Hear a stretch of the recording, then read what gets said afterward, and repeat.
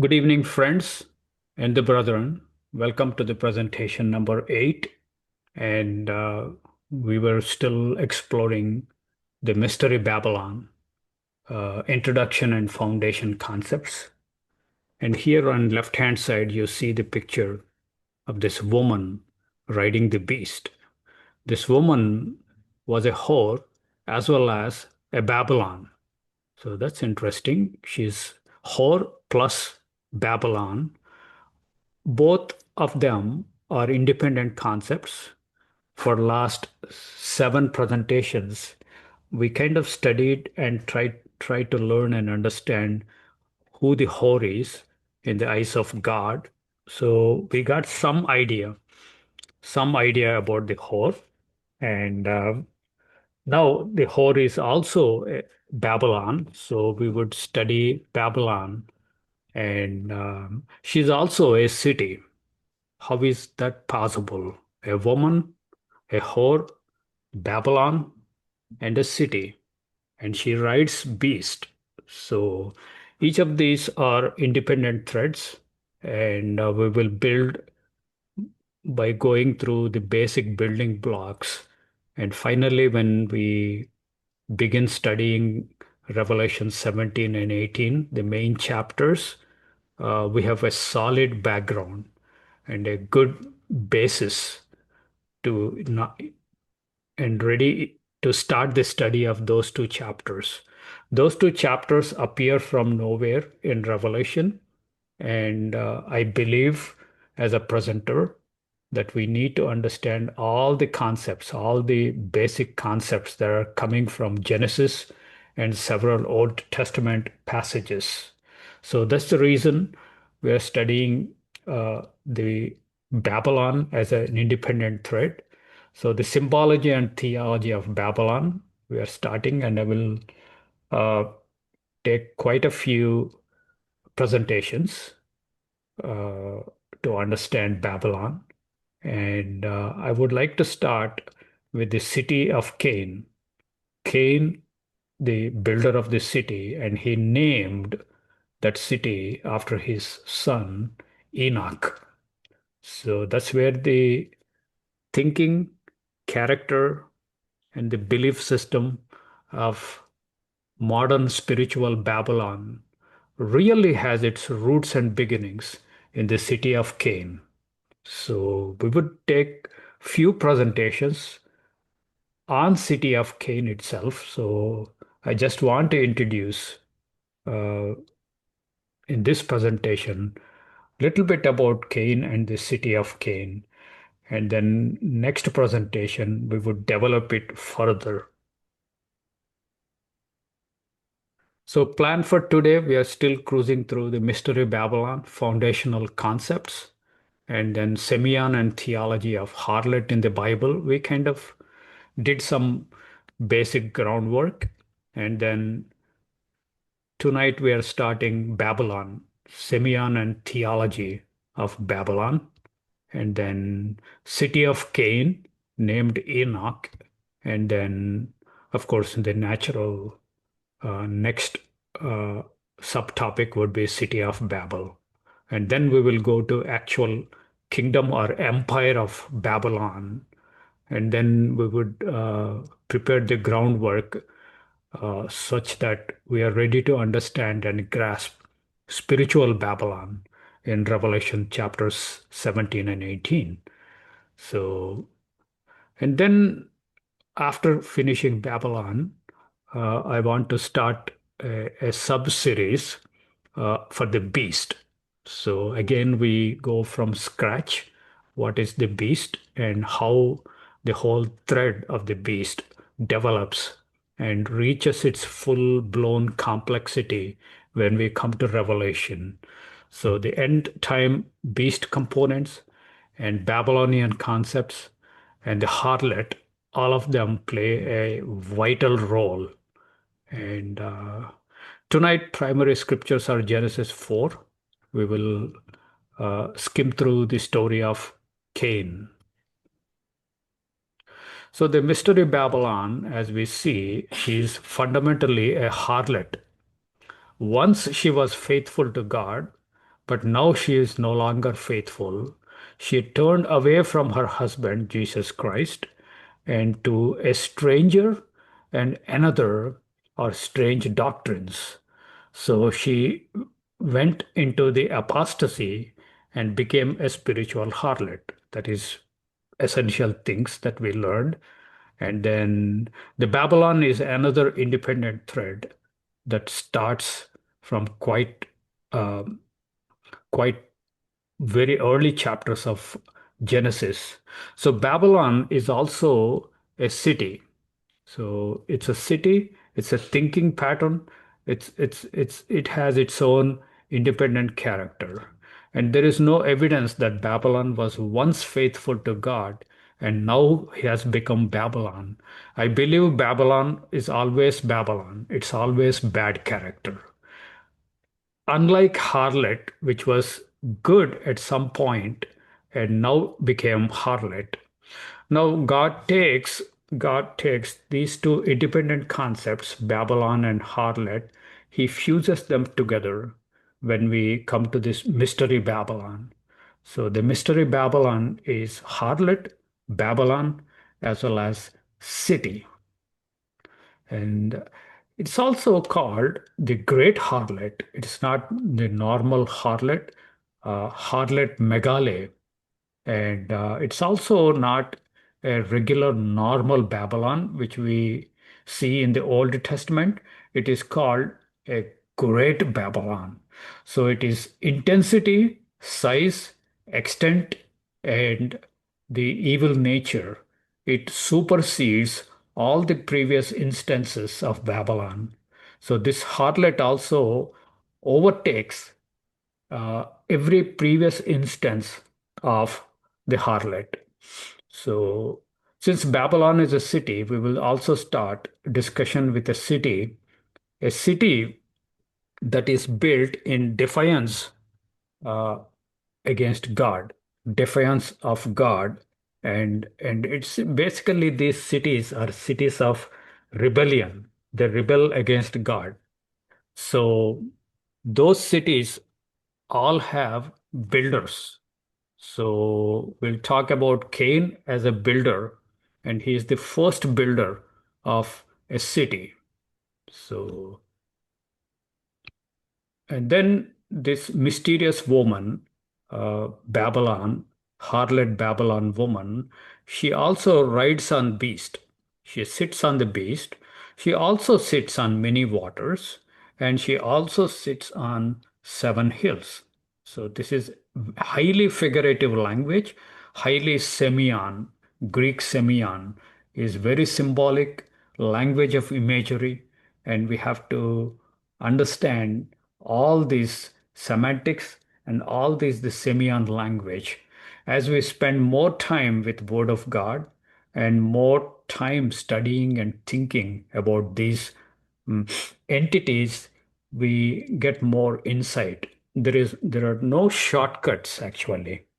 Uh, the amount of time we spend with Word of God is directly proportional to how much we understand. And greater you understand, greater would be separation. So we're talking about the spiritual adultery, and that is more dangerous than physical adultery. Sometimes physical flesh adultery is more forgivable than the spiritual adultery. So we have misconception introduced by wrong bad teachers that prophecy is all about setting dates about future. That's not the biblical meaning of prophecy. Prophecy is witnessing of Christ. So when Christ gave us the entire book of Revelation, and a third of Bible is devoted to prophecy, it's actually witnessing. When God said, God declared certain things would happen, when those things begin to happen, it it helps us to increase our faith in God because what he declared is coming true. And second aspect of prophecy is it comes with warnings, especially separation. So more we understand about this mystery Babylon, more ability we would have to recognize.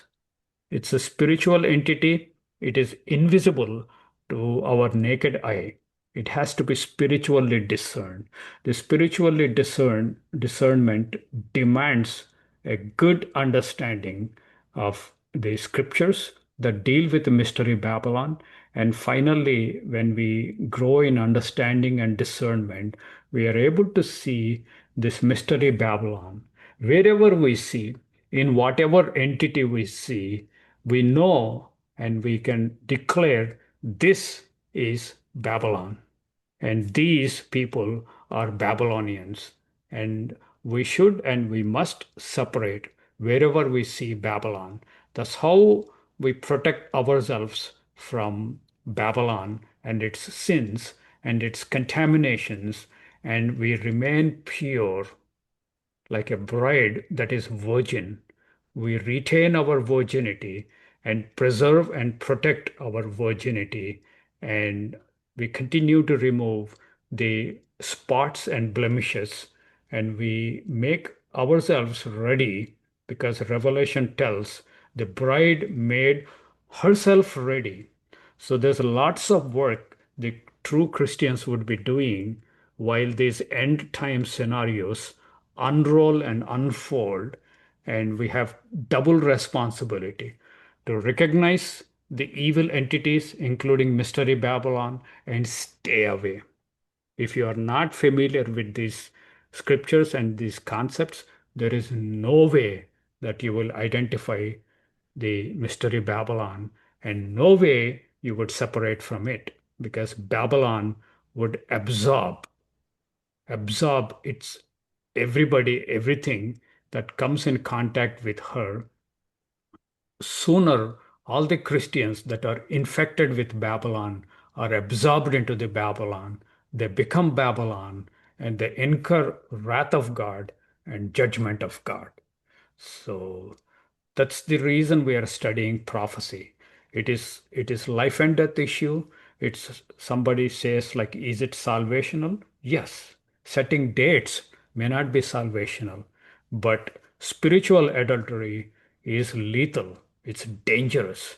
So at all costs, we must recognize and we must separate ourselves because since it is spiritual, we can only go by its description as we are very familiar with the description of Babylon after this series, wherever description matches, we kind of gain that ability to recognize and separate. So that's the basic motivation for studying Mystery Babylon and the prophecy insights. So here, Babylon, Mystery Babylon, is also a city.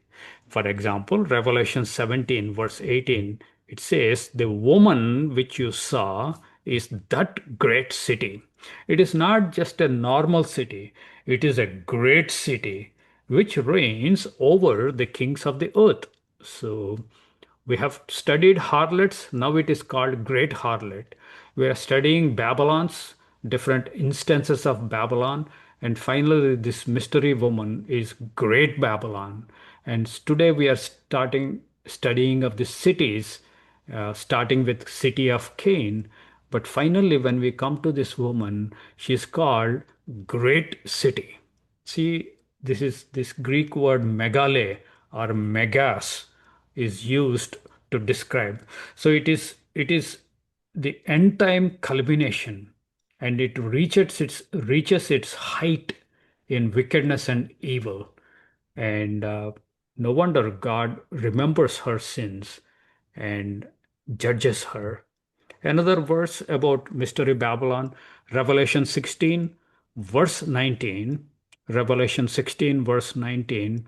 And the great city, again, great city, was divided into three parts, and the cities of the nations fell. So when Babylon fell, it is great city, but all the cities of the nations also fell simultaneously. This itself is a golden verse.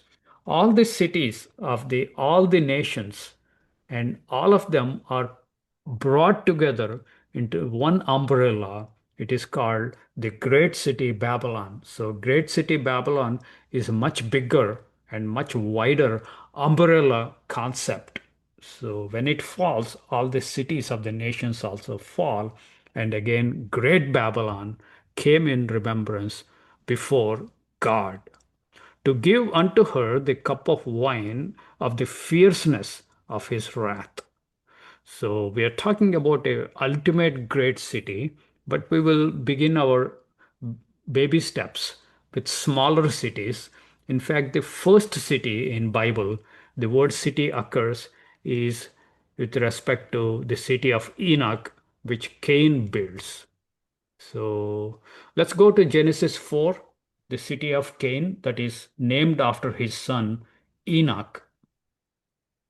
So Genesis 4, we will stay in Genesis for rest of the evening. And there are not many verses, actually. We start with basic setting the stage. Cain was the first builder of a city. So we study the man, one man building a city. So Cain was first builder of the city. The other builders are Nimrod. So Nimrod also builds a city. Then Nebuchadnezzar also builds his city. So there are several people who have built their cities. And when we say city, sometimes it's a city state. And we begin to see when God says that Cain built a city, is not necessarily talking about bunch of houses put together as a city. It's not a physical concept. It's more a spiritual concept. So we begin to explore that city is a spiritual construct.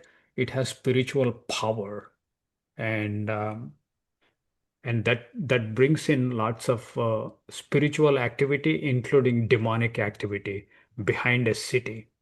But these are the rudiments of a Babylon, and the story of Cain was theological. It gives us God's view of man, certain attitudes and activities of man. So why men and women, even in our modern times, why they build physical cities?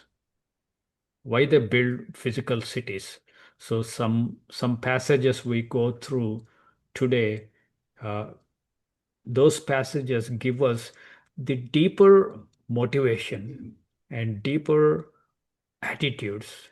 In fact, deeper fears within man. And in order to overcome that deeper fears, man would build a city. A city is a response to inner cravings and inner fears and inner rebellion within a man. So while we study the story of Cain, we also see the whole mankind kind of hijacked, and we find ourselves in the heart and mind of Cain. Even though we did not do a physical murder like him, but we are all infected with this thinking, with these fears. So that's where we would see. So when Cain leaves God after he murders and receives a curse, he goes and settles in a land called Nod, Nod, Nod. So people wondered, the archaeologists and historians wondered, where is this place called Nod? They couldn't find. So it's a more spiritual description from God's theological perspective. So we will see those aspects, attitudes, and the activities of man, the inner motivations and inner fears and inner reasons we will begin to see, and that actually begins a rudimentary foundations for what we eventually call Babylon. So God does not use the word Babylon when we see Cain building a city, but very these thoughts of Cain were actually repeated when uh, when the whole mankind gathered at one place called Babel, and they have very similar thoughts when they built a city, that is second city. So that's why I'm taking time to start the Babylon discussion with Cain. So let's start from verse 8 of Genesis 4. And Cain talked with Abel, his brother, and it came to pass when they were in the field that Cain rose up against Abel, his brother, and slew him. So this is the first murder recorded in scriptures. And Cain became a murderer, and Cain murdered his own brother, and he did lots of evil by doing this single act. And by this time, Adam and Eve were driven out of Garden of Eden, and God already cursed the ground, cursed the land. So the ground would not yield as much as it used to yield in the Garden of Eden.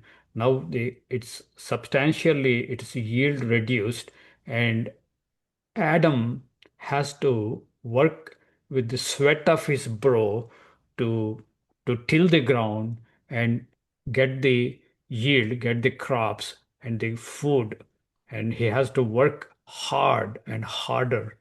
That was the difficulty with God's judgment on our first parents.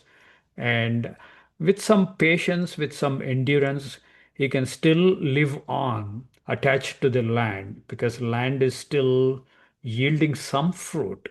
So, from good state in the Eden, Garden of Eden, things have become bad.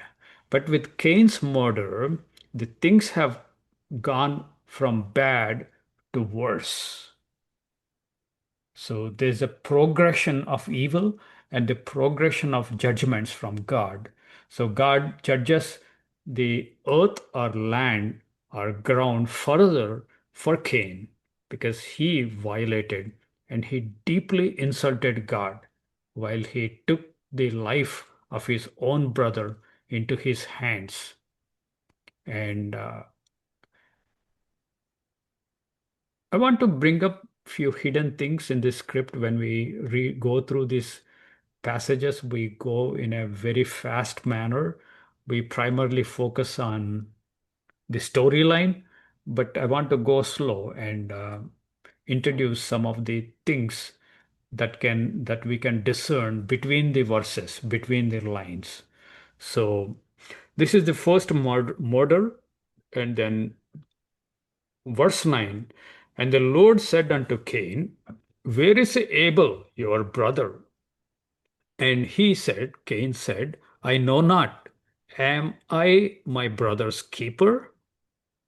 So he questions back God and he lies that he does not know where the Abel, his brother, was. He killed him and probably he buried him, who knows, so that nobody would recognize.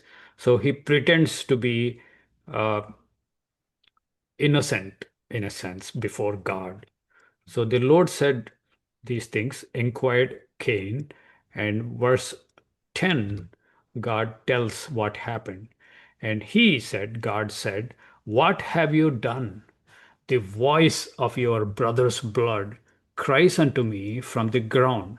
So the ground is now from where the Abel's blood was shed, and it went and fell on the ground, and it defiled the ground. It's a very figurative language. So the blood also came to God and cried out to him from the ground. So whatever blood has fallen on the ground, that came to God and cried out. This is highly figurative language. And verse 11, and now God pronounces his judgment. It is a little bit different from judgment on Adam and Eve. And God says, now you are cursed from earth. So, so Cain was cursed from earth, which has opened her mouth to receive your brother's blood from your hand. So you are cursed from the earth. So God is making things more difficult for Cain because he murdered his brother Abel, and the blood is actually fallen on the earth, and earth is now defiled, and God judges Cain such that earth would no longer cooperate with him in in bringing forth produce and fruit. So, and he was also detached from earth, the friendly relationship with the earth, with other animals and other human beings, and the forces of nature, all of them would turn against Cain. So God is saying much more in between the lines on Cain. So let's continue. Verse 12. When you till the ground, it shall not henceforth yield unto you her strength. So you will not get anything out of ground, nothing agricultural produce, no crops, no grain from the ground. Ground simply refuses to cooperate with you, refuses to yield anything to you. So that is the curse. You are separated from the ground, separated from earth, and it shall not henceforth yield unto you her strength. A fugitive and a vagabond, vagabond shall you be here on earth. So you are you are like a fugitive and vagabond. You are like a wanderer. You don't have any place to settle. So this is a spiritual theological statement. This is not a physical statement because shortly we will see towards the end of today's presentation, he goes and finds a place and builds the city and names it after his son.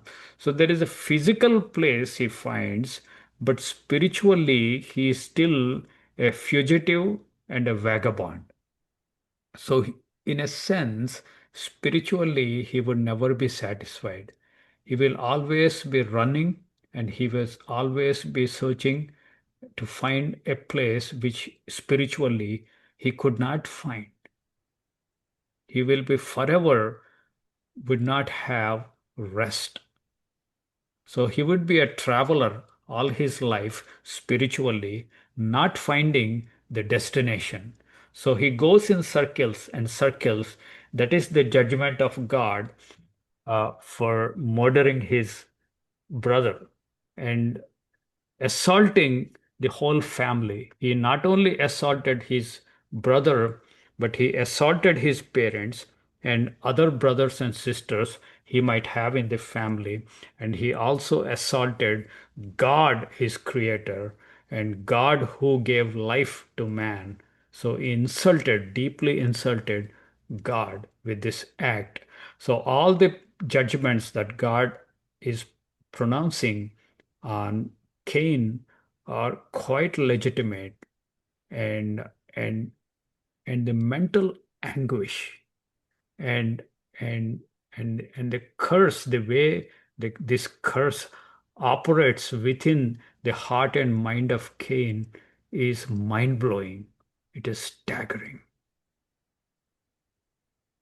This is a greater and bigger punishment than we realize. So until this time, there is a relationship between man and earth. There's a normal harmonized relationship. Suddenly this relationship is cut off when God pronounced this curse. You would be cursed from earth. There is the relationship between man and earth is completely shattered. And we see when he is separated from earth, he is also separated from the all the natural resources of earth, not limited to agricultural.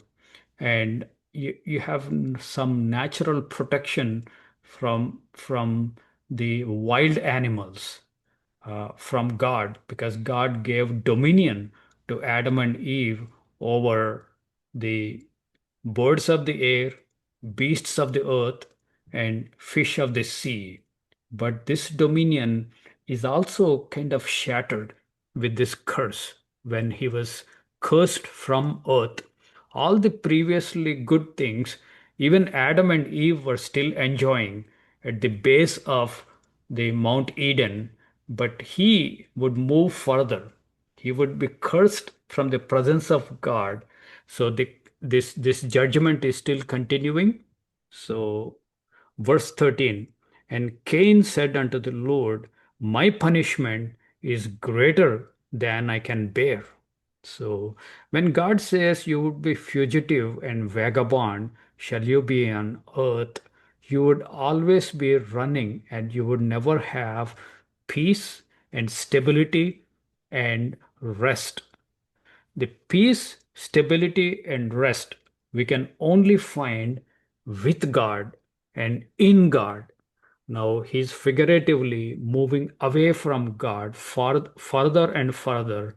And that's a spiritual description, the spiritual language of a fugitive and a vagabond. We will see this more. Then Cain immediately replies, my punishment is greater than I can bear. So he kind of complains. And then verse 14, behold, this is Cain speaking, you have driven me out this day from the face of the earth. So he was driven from face of the earth. How could he be driven from the face of the earth? It's a figurative language. He's still on living on earth, but all the goodness that the earth brings in, the support of life, support of security, and support of good things that earth provides, all of that, from that he was cut off. So that's what he means. You have driven me out this day from the face of the earth. And he also says something else. And from your face shall I be hid. So there are two things, from the face of the earth and from face of God. Face of God is understood in a Hebraic language, from presence of God. Presence of God is also not a physical concept, it's a spiritual concept. You are no longer in good standing with God, enjoying all the blessings that flow from God, the life, security, peace, rest, and abundance. All of these things Adam and Eve found in the garden when they are in good continual communion with God. So when they are separated from the face of God, it is essentially a spiritual separation. And now Cain is experiencing a bigger separation from God. So that's what he realized. He's cut off from the face of the earth, and also from God's face. I will be cut off and I will be hidden or hid. And I shall be a fugitive and a vagabond in the earth. And it shall come to pass that everyone that finds me shall slay me. So here he's saying something very strange. Now an insecurity is introduced into the heart of Cain. Suddenly he is afraid. Suddenly he is afraid, and suddenly he thinks somebody would come and kill me. See, he killed his brother Abel, and now he thinks everybody is a murderer and everybody wants to kill.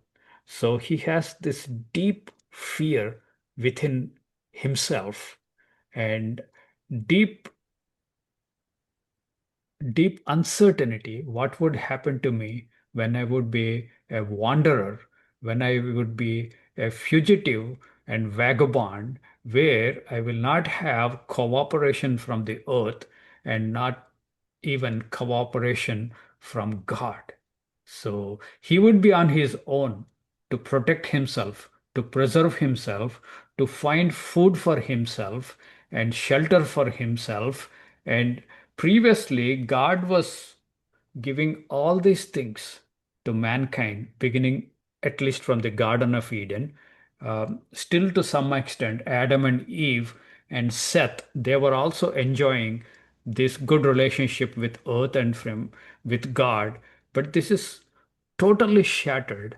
So something terrible is happening to Cain in his heart. This deeper insecurity and restlessness we notice from what he is saying, that everyone that finds me shall slay me. They would murder me the way I murdered my brother. So that is the judgment we see.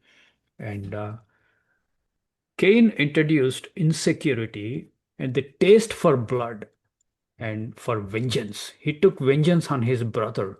Now he is afraid of vengeance from somebody else, and somebody might taste his blood, and he is incurring as a curse this insecurity. The feelings of insecurity would haunt him, and he no longer has natural protection. He no longer has a home, spiritually speaking, either human or geographical, because he would be a wanderer in the sight of God. These are high level spiritual theological statements from God. He would be a homeless person because the murder destroys the home. The home, a brother, a parents, and children, and wife, and all these vertical, horizontal, diagonal relationships that constitute a home are now totally destroyed because of the murder of a brother. He assaulted the whole family and whole home, and because the murder destroys the home. So now the God's judgment is appropriate. He would be made a vagabond and a fugitive. In other words, homeless person. You will not have home, a spiritual home to rest yourself. You have deep fears within you and deep dissatisfaction within you. You will be always wandering as a fugitive to find a rest, find some security, find some peace, and find some food and sustenance. So there are multiple imbalances were introduced to into Cain's heart. He who he who no longer has a home is condemned to death. So it is physically true and spiritually also true. The one who has home has a security and a shelter. One who does not has home is exposed to the elements, is exposed to wild beasts, is exposed to other murderers who are on let loose. So you are pretty soon condemned to death. It's a death sentence is hanging on Cain now in a broader spiritual sense. And he realizes that when he says that everyone that finds me shall slay me. See, this one sentence from Cain tells us a lot about what is going on in his mind and heart. And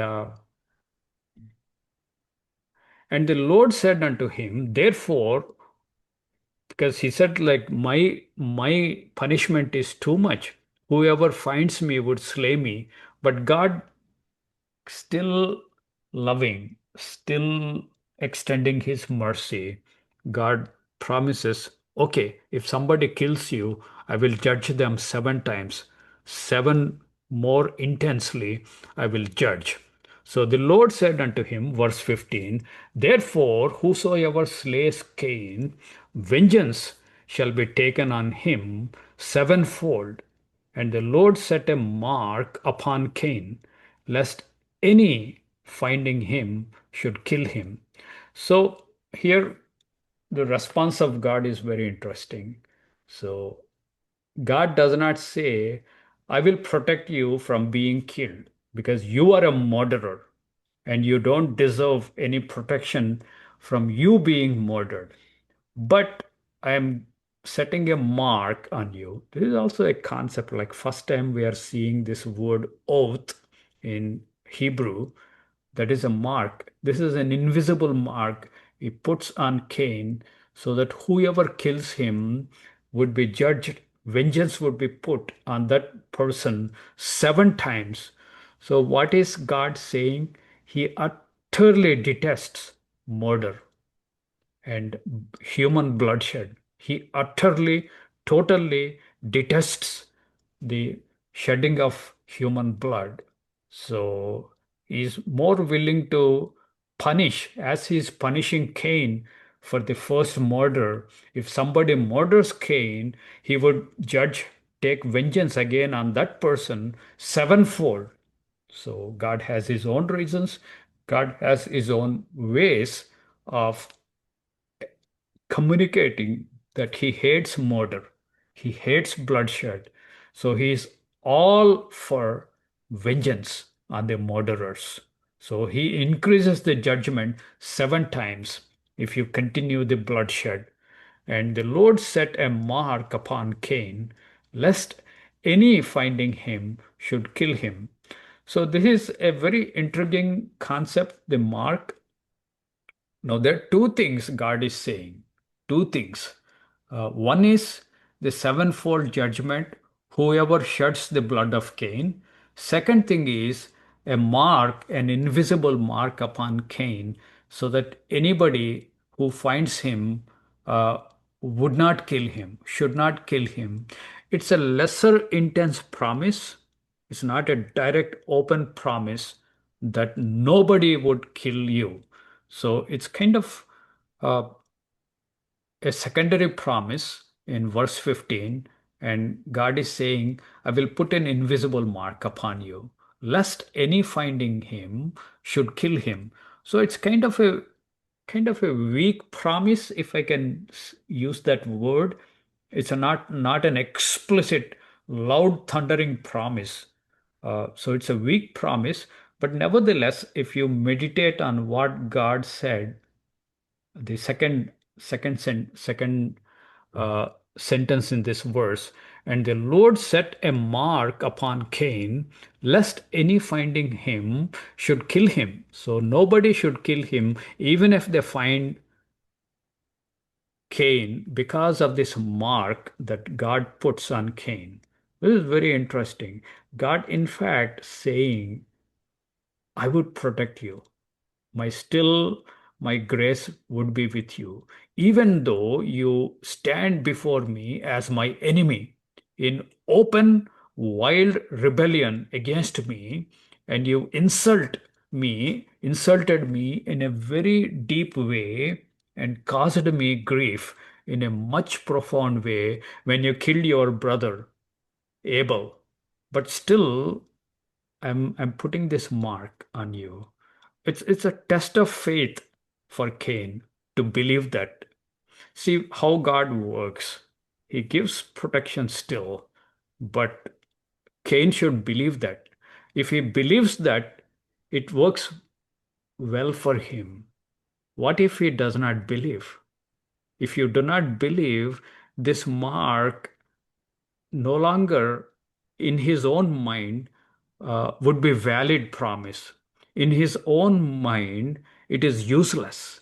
And he cannot see this mark, so he would push away this mark, push away this, even though weaker promise as it might seem from God, he would not count that because Cain is no longer in the presence of God. All the promises of God become real and valid and embraceable when we are in good standing with God. When we become a fugitive and wanderer, the promises blur and God Himself becomes unreal. He becomes a concept that some people believe. But you now have to do your own protection, your own uh, food and sustenance, and you have to find your own rest. through your own planning and through your own solutions. This is where Babylon begins as a response to this God's judgment on Mm. Cain.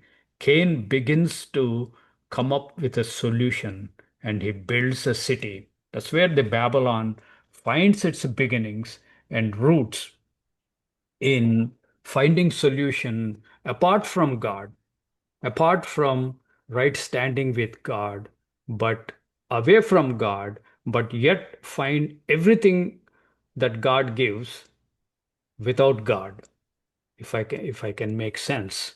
So this is where we are seeing the city of Cain starting. So this mark, invisible, hardly makes sense to Cain. To be avenged after you are killed. So God said, if somebody kills you, then they will be avenged sevenfold. That is the first sentence of verse 15. He only looks at the first sentence. He doesn't look at the second sentence because second sentence brings more grace of God with this mark, invisible mark. But he thinks, see, of the thinking of Cain, there is some assurance with the mark. Cain would prefer a more obvious security, a relationship with animals and things, a familiarity or relationship with men and places. But he cannot now reverse his steps to reach the former state. So he wants visible security. He wants tangible guarantees for his security, for his sustenance.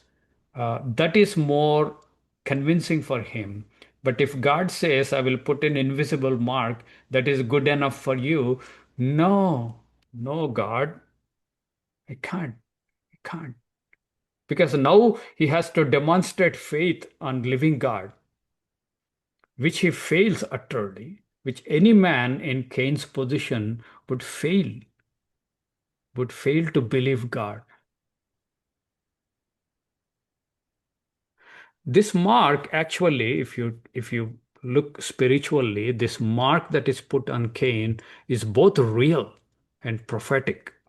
It would have protected Cain from being found, or if even if somebody finds him, it would protect him from being killed, from getting killed. So it's both real and also prophetic in nature. We see this all through the human history. This invisible mark kind of helps mankind in spite of their colossal sins. The life continues. Life continues. We will revisit this mark of Cain uh, in future presentations, and this mark is what guarantees its worth. God is making some promise, and there is some deeper good things are hidden in that statement if you really spend time to understand what God is saying. The problem is we don't spend enough time thinking or meditating about what God promises to us. If we do, we begin to see and we begin to believe and we actually begin to benefit, draw those benefits of his promises. So Cain does not want to believe in it. In fact, he cannot believe it.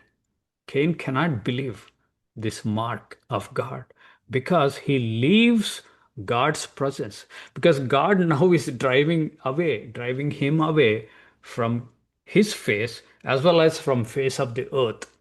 So you have double cursing on Cain. So now he is perhaps incapable of believing this God's promise because he leaves God's presence. He no longer believes in this God now, not forget about God's promises.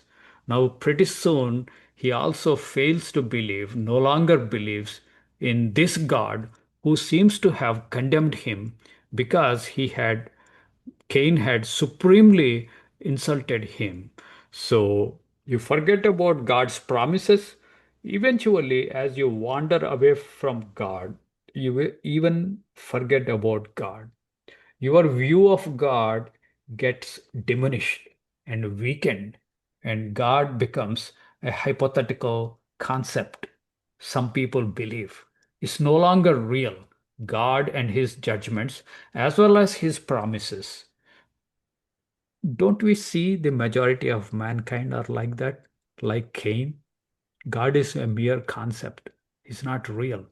Neither his promises, nor his judgments, nor his warnings from the pages of Bible. They are indifferent and God is a mere concept. This is exactly where Cain goes. He doesn't care about this mark, but in fact, he does something else to get these things. Verse 16, and Cain went out from the presence of the Lord and dwelt in the land of Nod on the east of Garden. So, now God in Hebrew language, he does not say Nod with capital uppercase N. Uh, the Bible translators made it a proper name, but there is no evidence that there is a place called Nod or a land called Nod. It simply means wandering. So perhaps God is saying that he will be wandering forever. He would go to a land of wandering, and the east is a direction further away from God, east of Eden, where God's presence was still there in the garden. So if it's moving away into a wandering, a spiritual wandering, that's where we see. It's not a physical place he would be wandering. He's spiritually wandering. Even though he finds physically a place he settles, and that's what we see in 17. But now Cain will spend his life trying to find security, struggling against hostile forces dominating men and nature. See the response of Cain. This is the beginning of Babylon. Because of his deep insecurity, deep fears, he wants more assuring security. And in order to have more assuring, physically, logically convincing security, he goes overboard. He struggles against all the hostile forces and he dominates any man that would be a threat to him, and he dominates nature, and he kind of overboards and subdues everybody else so that he would satisfy his insecurities and taking guarantees that are within his reach.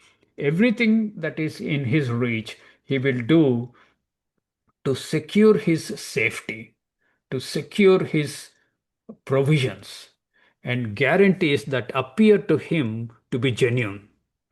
To his human mind, human thinking, whatever is logical and assuring, he will go overboard and does all the things to satisfy those guarantees, but in fact protect him from nothing.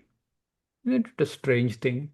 He builds all these walls and fortifications. He builds all these cities, and so that he's secure, safe, and well provided, and he finds rest and peace. That's his inner motive for building these cities. But he's running away from nobody because he had invisible mark. God has already put it. Because he does not believe in this invisible mark, he goes overboard and now has to shelter and shoulder all the responsibilities for himself on his own shoulders. See the curse, how it unfolds in the life and walk of Cain.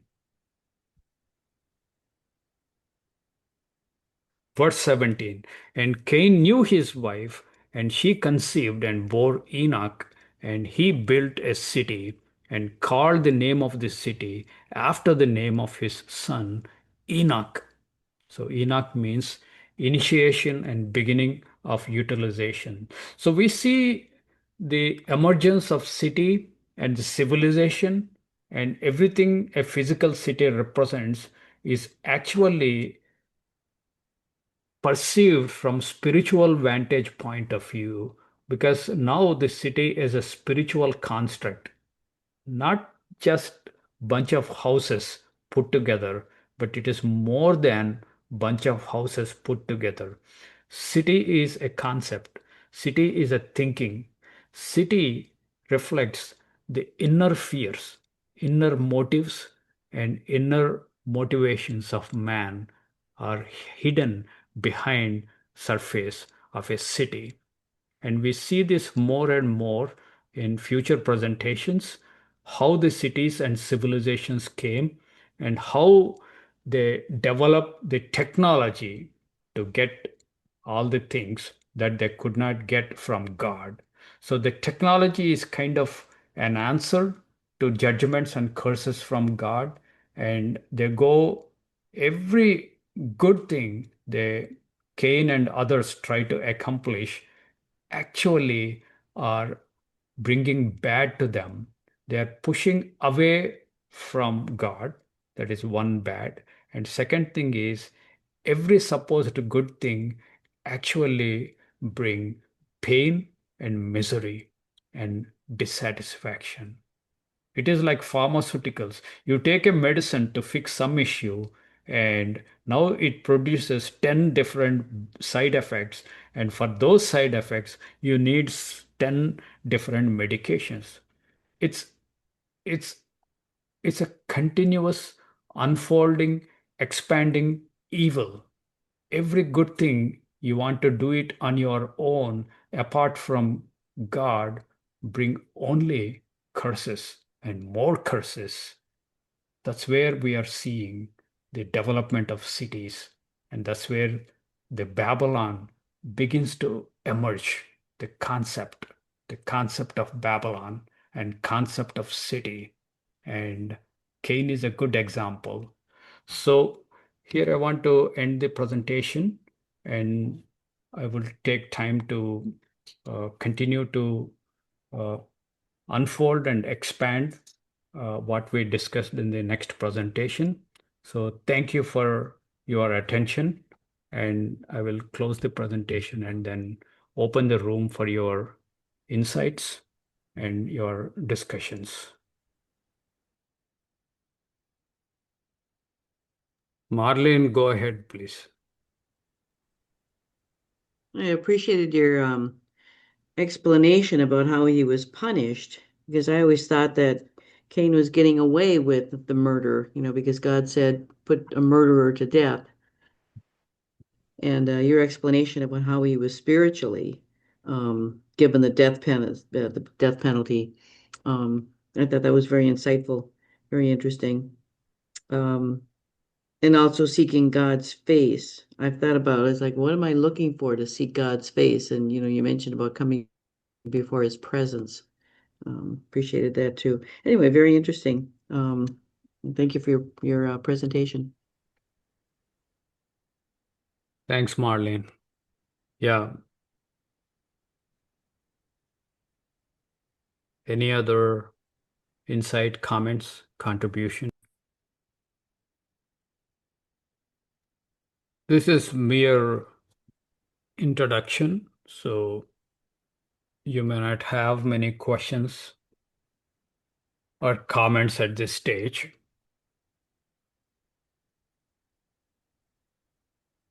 I hope you are beginning to see the city, the concept city as a concept. You would see more in the next presentation.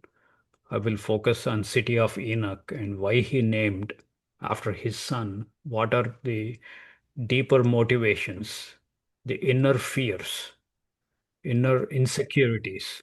So uh, that might open up more questions and